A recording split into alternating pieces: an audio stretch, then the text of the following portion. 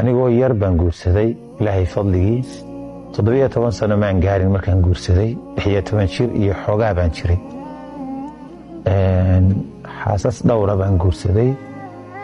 micnaheedu ma aha xaaska dhowrka inaan dhowrkiiba diray sida ragga qaarkii dib lagu yaqaano laakiin reerkii koowaad markaan ilaahay isu keenay guursaday gabadhii muddo kooban oo sanad ka yar baan wada joognay way iga dhimatay ilmihii koowaad markay dhashay 3 habeen kadibna iyadii baa xigto labadoodii waa isku garab aasay muddo sanad ka yar baan guursaday gabadhii geerideedii kadib gabadha alxamdulillaah rabbil caalamiin gabadh bay dhashay iyaduna maanta ba joogto 20 jira daadii labaad iyadoo xaamil ah ayaa waxaan noqotiin geedi aan soo reerku soo galo xaggan iyo mantiqada waqooyiga loo soo wareego anaa ka soo horeeyay waalidkay la socotay raxmatullaahi calayhim iyo qoyska intiisa kale meesha la yiraahdo Jawhar bagaarigaasi kula dhacay iyadoo xaamil isku dhimatay gabadhaasina ilaahay ha naxariisto